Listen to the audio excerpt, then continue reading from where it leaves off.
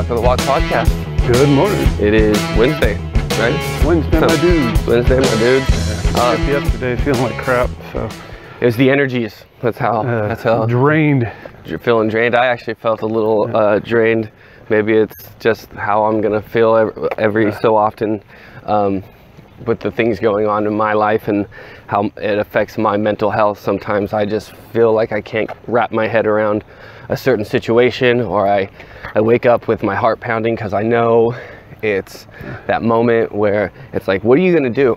Because you can't be in bed all day. And I'm like, but if I stay in bed all day, nothing will happen. I don't have to face the world. Yeah, and it's like, no. So even though yesterday we didn't do a walk, I did as little editing as I do to these podcasts. I did 2 of them, edited them, posted one this morning. It's already on. It's the one with the music that I put in front, the 2 mics. And I, besides jamming out with your daughter, we jammed out 3 songs last night. I also set up a structure for busking. Okay. Now,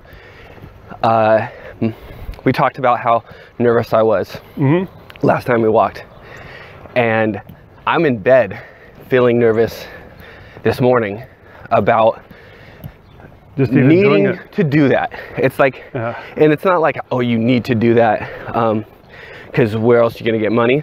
That is a fraction of it, but the real part is you have been, I'm talking to myself, self-talk, and I've already talked negative on myself for months. Is this performance anxiety? Maybe that's what it is. Maybe that's what it's called. Maybe I should look that up.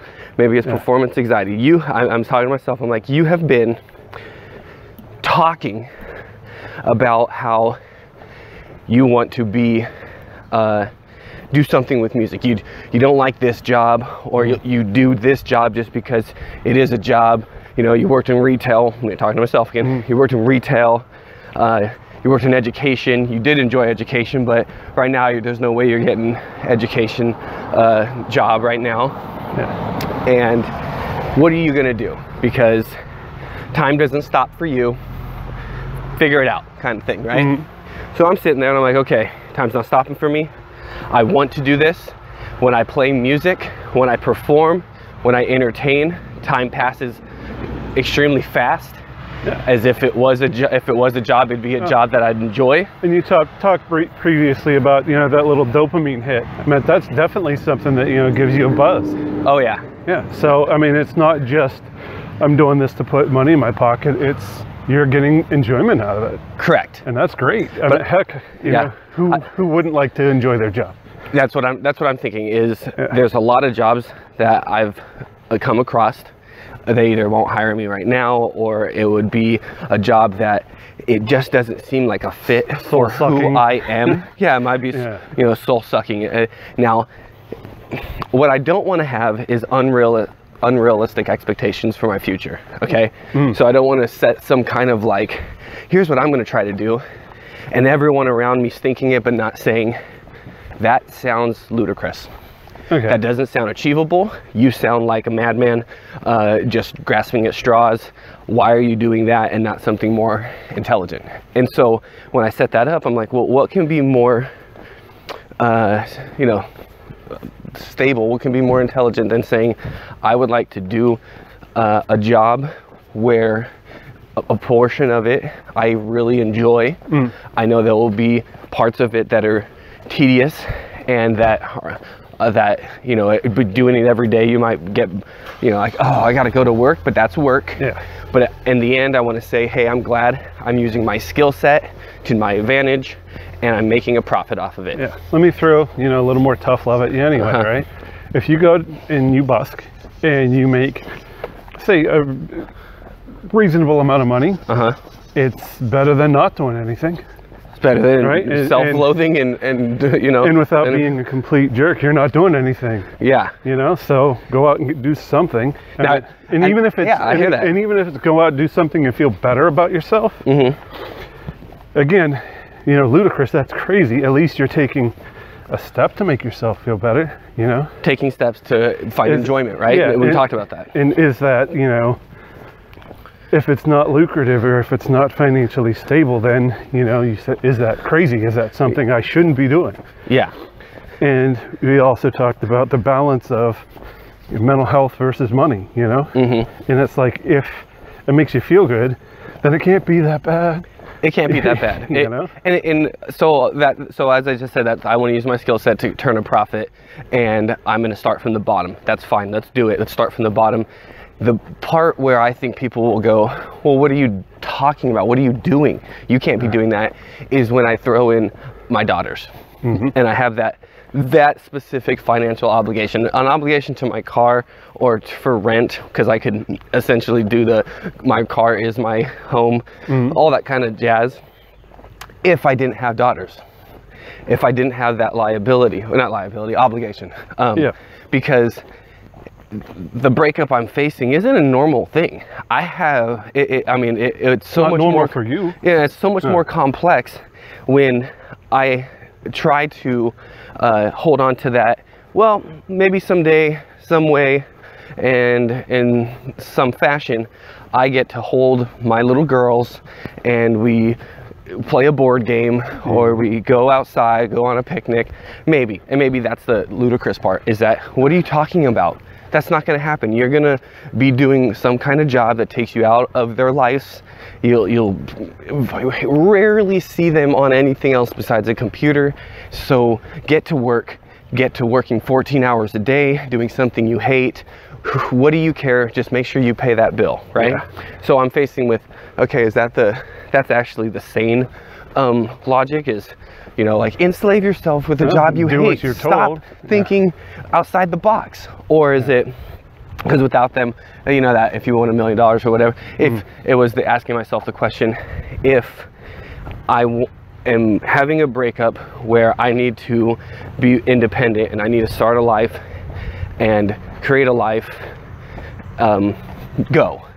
Yeah. I would do what I'm trying to do. I mean, even if busking isn't lucrative, it would get me from point A to point B if it was just for gas. If I think about it in like how to maximize the profit of busking, I would think, and I told you, like, maybe sell water. Yeah, because you see people selling water. Add a little. Add something for somebody, not to just give out their money, which if cash does go away, we'll talk about that in a second. But, you know, like, you have cash on you right now. Okay, so are you thirsty? Here's water. You listen to a little bit of music. I do have Half Moon Day CDs. Post those out for sale if you do want to make a transaction more than you want to just be generous. I understand that. Then also rehearse my set. Maybe have a little bit of like 10% new material that needs to be like finalized or whatever, but practice that out there so that it stays fresh, but also have a good 30 to 40 minutes worth of material to play, to take a break, and then go play again. I put some time and effort into it. And I think one of the big things you might have caught on to, maybe even just in that brief interaction, was that, you're going to have to learn some covers. You're going to have to play songs that people want to hear, not just your stuff. You know what I mean? Correct. At least to draw a little bit of crowd, maybe even just to get a tip, you know? I mean, we're in Nashville. Learn Devil Went Down to Georgia on a guitar, you know? I might have to do something like that. I'm just saying, you know, because that's everything. Because the last thing I'm going to do is be taking requests, because I started off with percussion. I did that for decades, years, you know? Then I went, well, bass seems like a pretty good instrument. I would enjoy it. It goes good with the drums. It goes well. So I can do a bass lick, and then I could do a drum beat, and I can make a song of that. And then I went, but acoustic guitar, you can kind of just do that solo and sing, and people, that's like a golden standard. Like, here, do this. Can you do this? You know. So now I'm on that with a little less than a year's experience. So it's not like I'm going, hey, I've been playing guitar since I was 16. I'm 34. Let's do this. And then you can always talk about, hey, you're doing what at 34 years old? Are you fucking crazy? Like, dude, it's been suggested. Like, I mean, so let's go absolute worst case scenario. Tonight, I'm doing this tonight. Okay, so you're putting in what, 2 hours, 4 hours? What's your plan? My goal is, ideally, I mean, with transit time and everything, 7:30 to 11:30. Okay, so a good solid 4 hours. Let's say you make $0. $0. are you going to do it again the next night or another night coming up? Are you going to say that was completely worthless, or like, oh, it was just a bad night? See, I probably would do it again another night, but I would look at the cost, because the last thing I want to do is lose money. So if I break even, I'd be like, okay, I'll do it another night. If absolutely nothing happens and it's just a detriment to me, I would say, well, how did I feel afterwards? What did I get at, like, did I get so that's going to play a factor. Yeah, like the quality, like, did it improve my mindset? And then I would go out back at it if it did, right? So what's that's the worst case scenario, right? So best case, I get beat up and someone takes my guitar. Okay, that's worse. That's even worse, right? Yeah. Let's say best case is you hit $15 an hour mark, right? Best case scenario. Let's say you're out there 4 hours and you walk away with $100. I mean, that's 25 an hour, but still, let's say you walk away with $80. Some guy who's had a few too many throws a 20 in your drops box. a 20 in there. Yeah. I mean, is that, buys 2 CDs, whatever he wants to say it is, Yeah. And again, are you gonna consider that a fluke, or like, hey, this might be normal? Well, now I have to go back at it to make sure it's not a fluke, right? Yeah. So if that did happen, I'd have to be like, well, either that is just random the alcohol talking for this guy, or can I make 15 bucks an hour on a steady basis? And then do you take a week's worth of data, which is the cash in your pocket, and say, I can average this out? Again, I mean, it's like a business. Okay, now, completely off topic. We freaking come out here on a Wednesday. Oh, Wednesday, because we're trying to avoid mowers. Yeah. And we can walk a different thing. I know. That's ridiculous. So again, it's going to be just like any business, right? You're going to find hot days. You're going to find cold days. You're going to try to balance out time versus effort versus reward. Correct. And if risk versus reward. Let's say Monday nights suck, right? Investment on return is what I'm looking for as a businessman. Yeah. Here's my investment. It's my time. Now the part about this that's not wise as a businessman is that it doesn't make me or generate income in my sleep. It's not like I'm gonna go to bed and wake up and because I made a good investment that's paying itself. I don't make money when I sleep. What the hell are you talking about? That's the business part that's what a good businessman would say. Like, you need to set things up in your life so that when you're sleeping, I mean, not say like specifically, but like when you're not working at that, it generates money for you. It creates your wealth. That's how you create wealth, is that aspect.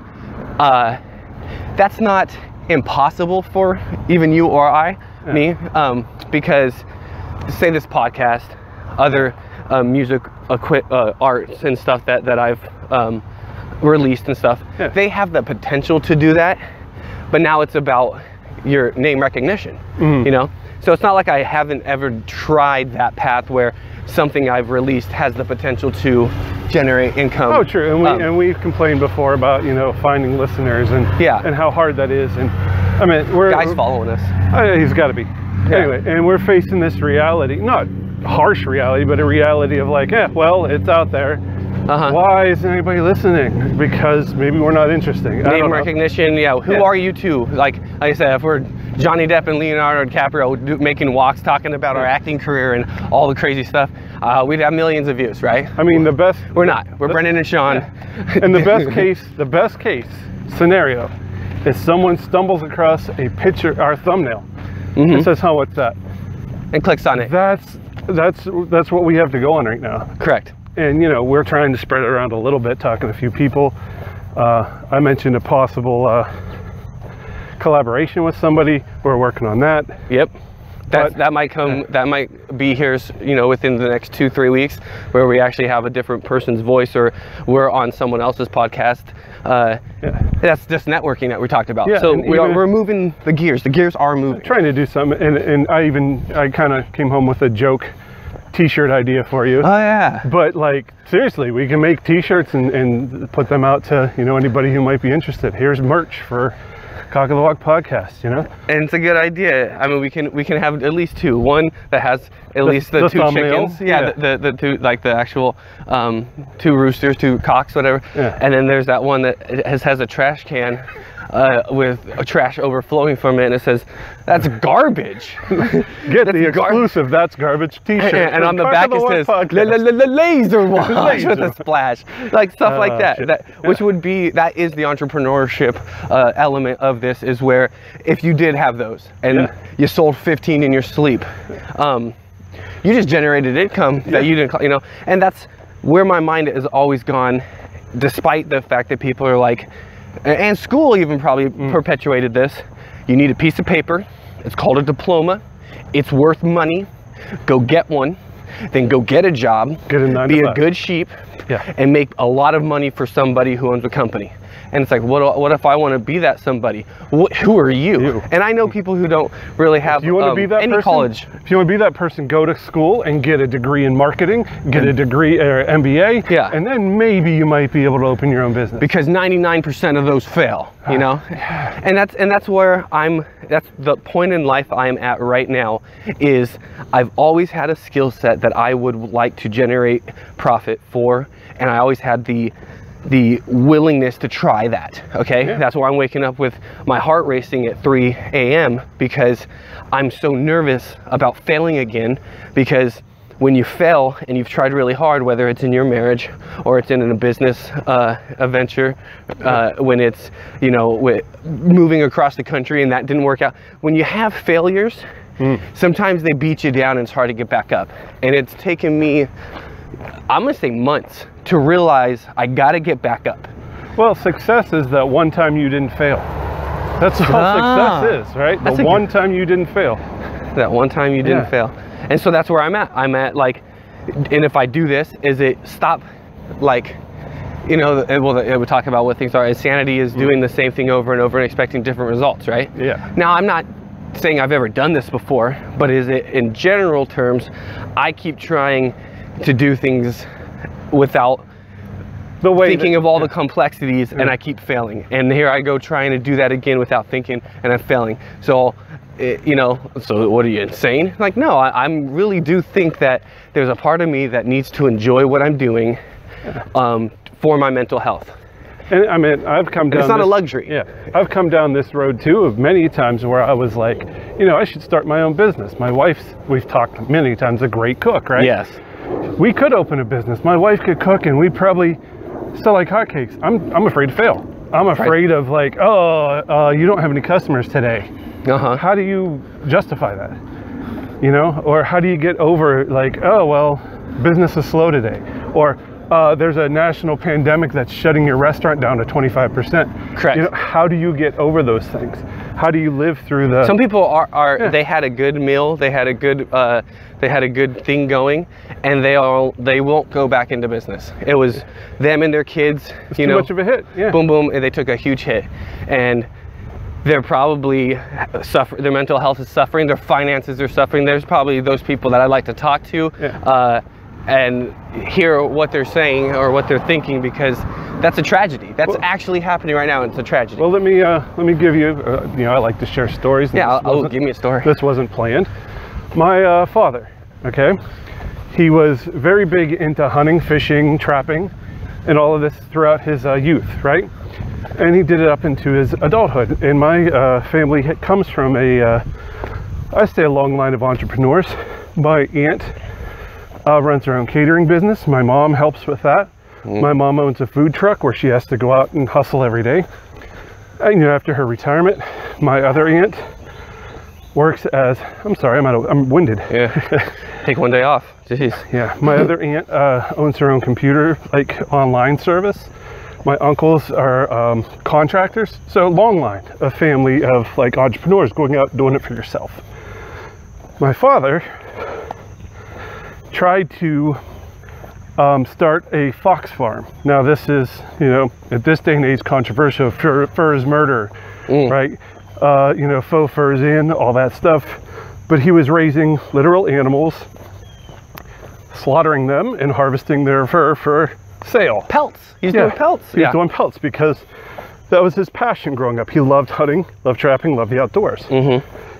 And we owned a fox farm. I mean, growing up, my youth was going out to take care of the fox, shoveling fox shit, feeding the fox, you know, raising them. And free labor. Yeah. Well, yeah. And we bred them, and you know, we got beautiful pelts off of certain foxes. So yeah, it kind of sucked, you know, that you knew that these animals were going to be sacrificed for their fur, but that was what he wanted to do. He had a passion for it, so he got into it. And as the business was kind of picking up, the entire movement of fur is murder fell right in the middle of his business plan. Fell right in the middle of, this is just absolutely horrendous. This is garbage, Yeah, what you're doing to these animals is just, you know, inhumane and blah, blah, blah. And it went down the path, and his entire business model, his passion, fell through the floor. He became a villain for having a passion. Exactly. Like, look at you, you're a villain. And I remember the day that he went out and, I don't know what the proper word is, sacrificed, slaughtered, you know. He went out and took all the fox and harvested their pelts. Every single one, his entire investment.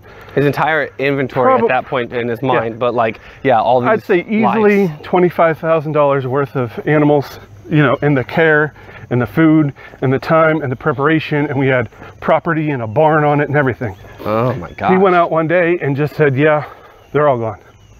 Because society's telling me this is not a good thing.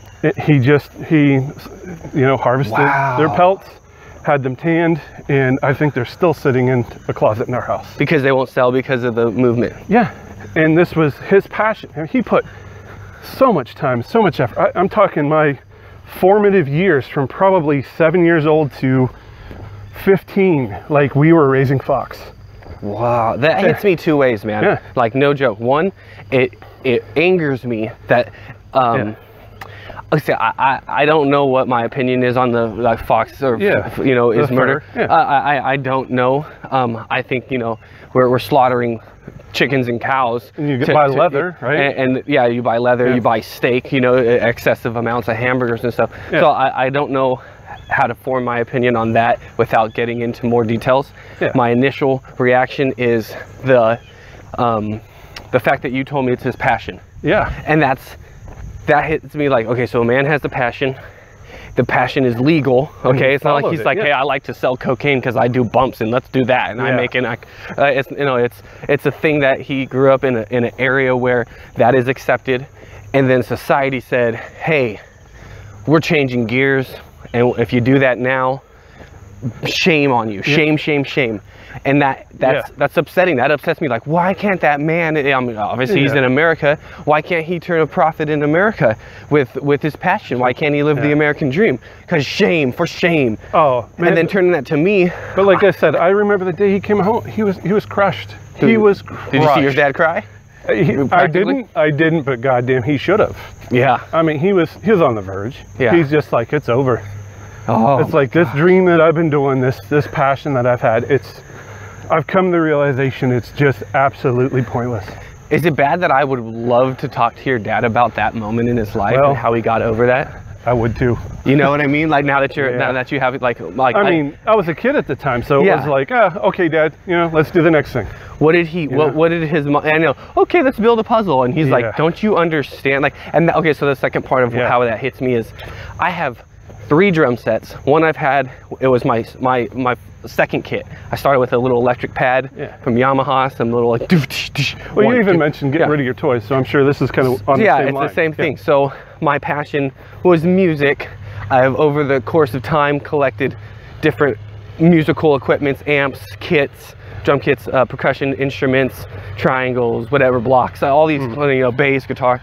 And here I am going, well, what is absolutely necessary for me to go busking, or is something that I would pay to keep in my life? Because that's where it's come down to. It's not like, hey, this is just sitting in your basement, this is sitting in your garage. It's, no, this is gonna have to sit in your car, or it's gonna have to be shipped to your parents, or put in a storage unit, or put in a storage unit and paid for. So what is absolutely necessary to hold on to?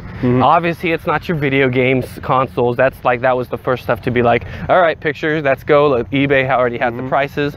But even if it's a no name, like I think it's sound percussion, you know, like like the lower brand drum sets, it was my first one. It's nostalgia. Yeah, it has stars that I was supposed to put on my football helmet in high school. They're sitting on it because I didn't put them on my helmet. I wanted them to last longer. I put them all over my drum kit. You know, we got little stars. So it has stickers from bands that I liked at that time on the front of the bass head.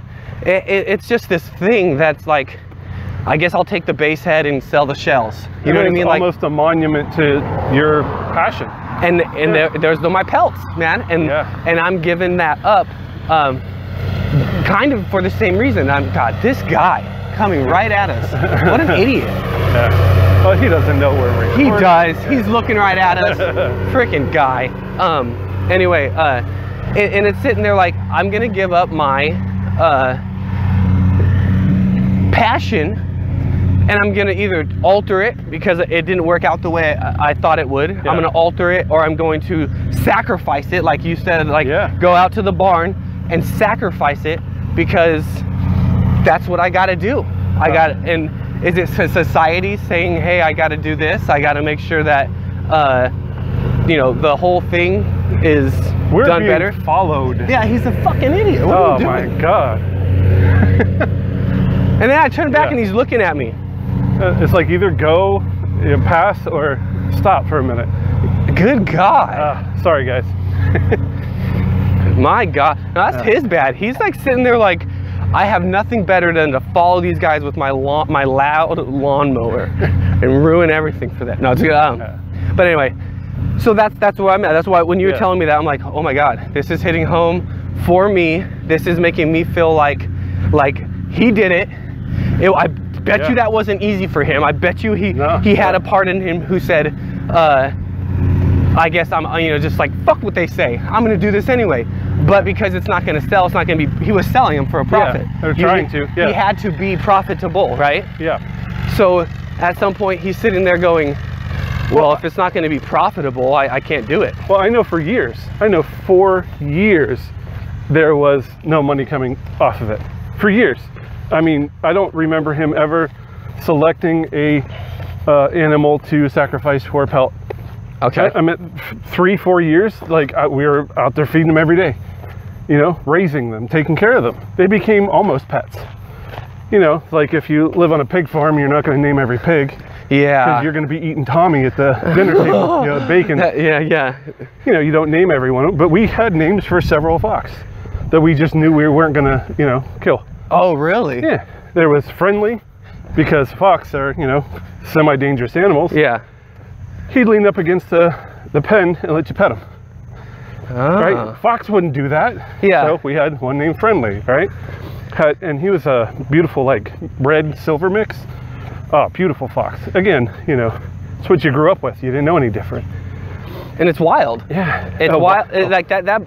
I'm so glad you shared that story, because when I'm sitting here down on my luck or in my own head about how things didn't work out, and I mean, this isn't the same, it's a different thing, but fatherhood, okay? Yeah. So he had a passion. One of my biggest passions that I'm so down on is, well, I guess for now or forever or whatever, my fatherhood's not going to go the way I thought, because I thought, similar to what you have going on, I would have a day, I'd come home from work eventually, have a day off, and it'd be nighttime, and I'd be pretty tired, but my little girl would whisper, I want to do something, Daddy, and I would go, let's play a board game. Yeah. Let's do Legos. Let's do Pokemon cards, or let's do something that I bond with you on. Yeah. Let's bust out the guitar and hear you sing, because she's, you know, of that age or something, right? And I've been in my own head and in bed about how, sorry, life happens. Yeah. Think of it as if you know, you were out one day and they went on a plane ride and they never came back, because you're not going to be able to do those things, just like if it was that. And it breaks my heart. And you know, not to beat the dead horse and everything, but this Rule 35 I'm going through, the whole, to me, I need to change whatever he is analyzing, since I'm paying for it, to the heartache and sadness of the loss. I don't know what he wants to cover about what happened with the marriage, but what I want to cover, if I'm paying for this, is how to get over this sadness of afterwards, because whatever happened before, yeah, I have remorse and I have regret and I wish things were different, but what's happening now is the hardest part for me. So it's how to cope. It's how to cope with this loss. And I mean, that's what, if anything's going to make me have poor mental health or do impulsive things, it's the fact that I need to just get over this.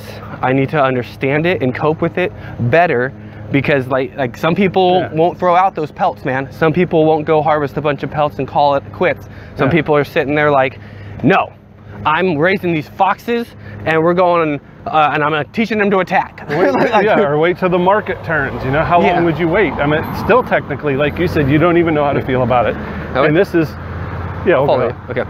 And this is that probably guy's right there. Let's go that way and go around. We'll cut. Okay. This is probably 30 years after the fact. You know, and you're still like, I don't know, maybe that was kind of bad that he killed some animals. Oh, yeah. You know?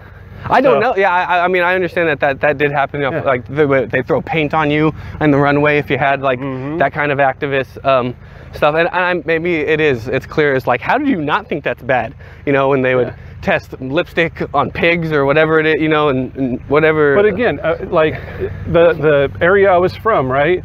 People share on Facebook the photos of their dead deer that they just harvested. That's still today. That could be yesterday. Yeah, it's like, look at this deer I just killed, woohoo! And then you get a deer with his tongue sticking out and a bullet hole in his head. And what about you know the wealthy that are going to Africa and they're slaughtering elephants and elephants? Yeah. So again, hunting was a way of life. It hasn't gone away. Trapping was a way of life for my dad. You know, so it was like, this isn't something taboo or off the table. And then it became an issue. You know, my heart breaks for my dad. That is a very heartbreaking story, and that's why I would love to, or I wouldn't love like, hey, tell me about your grief. But I think it would help to understand how he got over that. Would help me understand how I can get over losing a passion, losing something that maybe it was his lifelong thing, and now he hasn't touched it because of the pain associated with that. Well, he was always scheming. He was always scheming. I remember he just had the entrepreneurial. Oh, for several years we attempted to sell corn out of the back of our truck. Okay. Right, just go to the farm, buy it cheap, and sell it a little bit more expensive. Made a couple $1,000, you know, doing that every summer, you know. So it's like he always had this spirit of like, I gotta hustle. What's your opinion of that then? The hustling mentality, the I'm doing this for myself mentality. He was doing this for his family. Okay. I mean, he worked hard, just like, you know. So if I go out and busk today, it's a Wednesday, and if, you know, no one's gonna be able to contribute this actual episode to when I went out, but you know, like, hey, I'm going out to meet me on Broadway in Second. That's not gonna happen because they don't go out that time. But I do that. Well, see, is that for me, or is that for? Is that for? It's an aggressive dog. Oh, jeez. Yeah, nice female driver, but two crazy dogs. Is that for me being selfish, like you're just trying to hold on to a hobby, or is that for me trying to spin my skill set into profit? Well, or am honestly, I conflicting the two? I think I was trying to like hit you with a little bit of reality. You're going out on a Wednesday night. Correct. So like I said, worst case scenario, $0. Correct. I mean, it's a Wednesday night. You know, it's the middle of a work week. It's the middle of a pandemic. You know, and I don't see a lot of people going downtown drinking on a Wednesday night. And I think that's why I'm doing it. Yeah. Not that I'm sitting there saying I failed because of Wednesday. I'm sitting there thinking in my head, put your toe in before diving in. I'm also thinking, because I'm going on Thursday night, probably Friday and Saturday. Okay. But you know, so I was going to say, don't use Wednesday night as your litmus test. Oh, okay. You know, I mean, don't go in and say, well, Wednesday sucked or tonight sucked, not realizing that it was. I'm sure you realize what day it is, but I'm just saying, realizing that, you know, the flow of traffic might be much different. Minimal. It might be minimal today. And I understand that. There's the concept, like, one is completely understand. It's not peak night. It's, you know, Monday wasn't going to be peak night. Tuesday's not going to be peak night. Now it's Wednesday. And I guess tonight, I mean, I'm not going to get talked out of. Come on, I got to get down there. It's that mentality of, hey, it might be a way to get your feet wet, you know what I mean?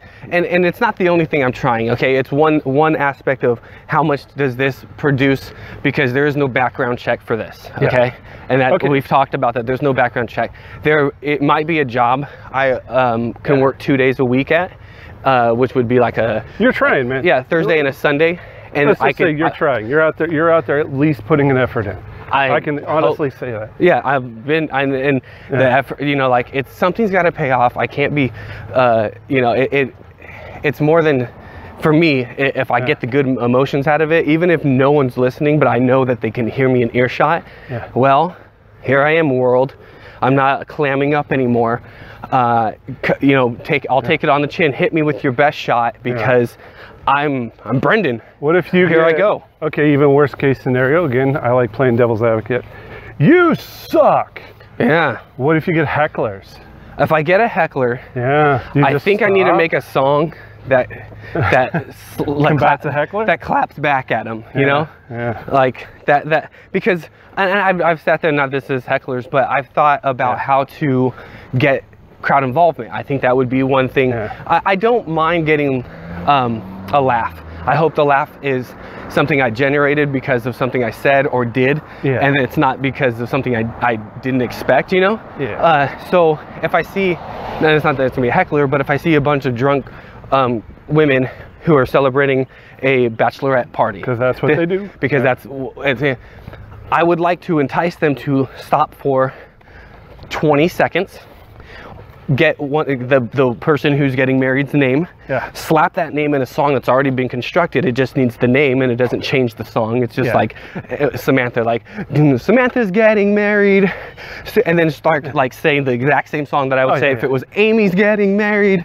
Boom. And so they go, oh, take out your phone, record this. You stand up here. I sing a little song about how you know, good thing you're getting taken off the market, because look at your hips and your tits and your lips and something like that's funny. You know, get that dollar. Because I gave them something to go home with on their phone. And that's not a heckler, but imagine that you're doing that and it's a boo. Like, oh, that song's horrible. We're good Christian girls. And I'm like, I'm just singing a song about how it's funny that, you know, or like, you're trying to make it interesting. Crowd involvement. I have a tambourine. Someone wants to smack the tambourine while I'm playing, but smack it not to the beat. That's on them. But hopefully by letting someone participate, they feel obligated to donate. I know we don't have a ton of time left here. We're pretty much close to home, but again, this comes into the cashless society. I know we mentioned this before, right? So if you're, you know, working for cash tips, do you have to claim those as income? And if you don't claim them as income, how do you report your obligation, your child support? Here's $500 or whatever your child support is, $875, whatever. Here's, you know, the amount of money I owed you. Where'd that come from? Donations. Here you go. Don't question me. You know, do you have to report that as income? Because you're giving it as part of a settlement, you know? And then if you go cashless, you know, where it is, you know, cash loses its value over time because we've printed so damn much of it, cash won't mean anything. Well, I don't know what that looks like. We'll definitely have a conversation on that in an upcoming walk, because I'm trying to like learn more about that. Well, again, but you're right, dude. Like if it's more than I need to live off of, because I do it so frequently and I'm working, at what point is it like, well, where are you getting all this extra income? Selling Girl Scout cookies? It's like, oh, I busk. And isn't busking tax-free because it's tips and donations? It's just someone donating to a guitar case. And think of waiters and waitresses who work for tips, who work for They're supposed to claim those, right? They're supposed to claim it, Or what about you know, pizza delivery driver, or you know, somebody who, you know, works under the table. If, you know, is that why they want to urge this? Because they say, you know, the only people who deal with cash are criminals? Well, see, that's the argument too, because what happens to your homeless population? It becomes almost a socioeconomic marker, right? If you're a homeless person and you're begging on the streets for cash, and you don't have a home, you don't have an address, you can't get a bank account, and everything's now linked to your bank account, linked to your direct deposit, linked to your Venmo, linked to your PayPal. Thanks for the $20, guy. I can't even buy a burger with this. Because they don't accept it. They don't accept my money in these stores now because we all went cashless. How are those people going to survive? When is that? Because it scares me. Oh. You know, like, and so that we currently have cash. I've taken it when I was doing retail. I took some cash transactions, but you're right. Like, there's going to come a point where they're like, put your cash into digits on a computer or on an EBT or whatever card. I have cash for my savings for my children. It's cash. It's cash. not in a bank account. Because they're gonna take it away from you. Long story short, when we were in Pennsylvania, the house almost got foreclosed on. And I'm like, oh, you're really gonna foreclose on my house? I said, well, maybe what if I declare bankruptcy? And they're like, well, you have money in these accounts. And I'm like, no, those are my kids' accounts. They're like, those are your assets. Oh my. And I'm like, you're gonna drain my children's bank account to pay, you know, for a mortgage that I can't afford. Yeah. Well, it's still money and it's yours and it has assets.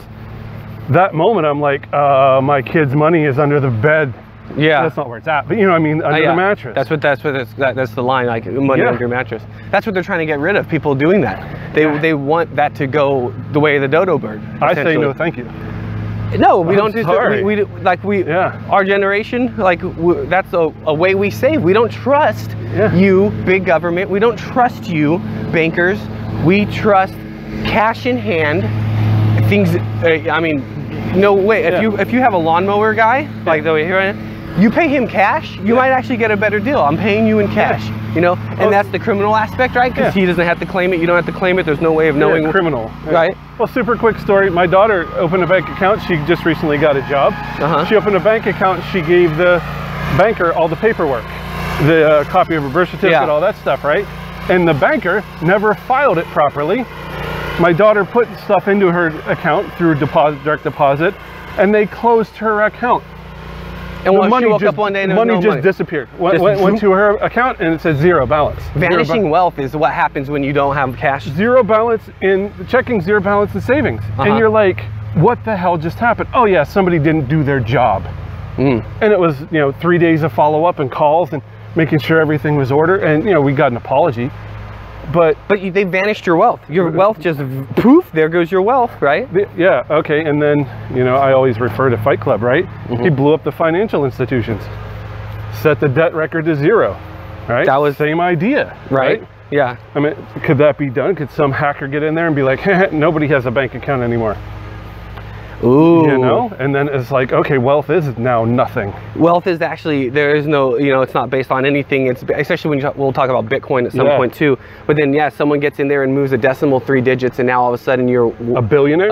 Or have $10 in your account. Those are all mosquitoes. But all right, that's actually good. So we'll end on that. Give you your sign off, and we'll talk about more on that on the next episode. Thanks for listening again. If you want to go fast, go alone. You want to go far, go together. Thanks. Thank you for listening. Have a great day. Hey, this is Brendan from Cock of the Walk podcast. If you like what you heard, you can support us just by sharing the link. That's the most important thing, is to get the word out. If you want to go beyond that, you can do donations. You can become a member and subscribe, or you can even buy some merch. You can find us at www.halfmoonday.com. We are a Half Moon Day LLC production.